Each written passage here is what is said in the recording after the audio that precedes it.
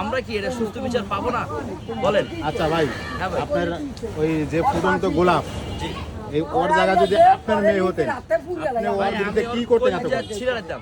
আমি তো পুলিশের কথা দিতাম না, আমি ওর কলিজা ছিঁড়ে দিতাম ইনস্ট্যান্ট। ওর চোখ চোখ বাইর করে দিতাম, ওর ইনস্ট্যান্ট ওর কলিজা আমি আমার মুখ দিয়ে ওর গাইলা ফেলতাম ওর সব কিছু। কথা বুঝছেন? এখন আমার কথা হচ্ছে, সরকার যদি বিচার করতে না পারে, সরকার জনগণের হাতে ছেড়ে দেখ, আমরা বিচার তুলে দেব, আমরা বিচার করব।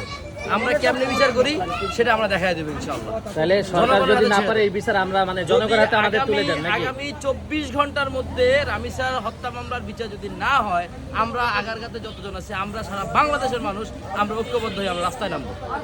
আমরা রাস্তায় নামবো। আমরা আগামী 24 ঘন্টার মধ্যে পশুর ফাঁসি চাই। ওকে আমরা মৃত দেখতে চাই, আমরা আগামী 24 ঘন্টার মধ্যে। সো আমরা দেশবাসীর কাছে একটাই অনুরোধ, আপনারা যেখান থেকে আসেন, আপনারা সবাই একসাথে স্লোগান তোলেন।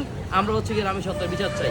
সরকারের দৃষ্টি আকর্ষণ করছি, রাষ্ট্রপতির দৃষ্টি আকর্ষণ করছি, যত দ্রুত সম্ভব এই পশুর বিচার আমরা চাই চাই চাই। ওর ফাঁসি আমরা চাই, এক কথায় ওর ফাঁসি চাই।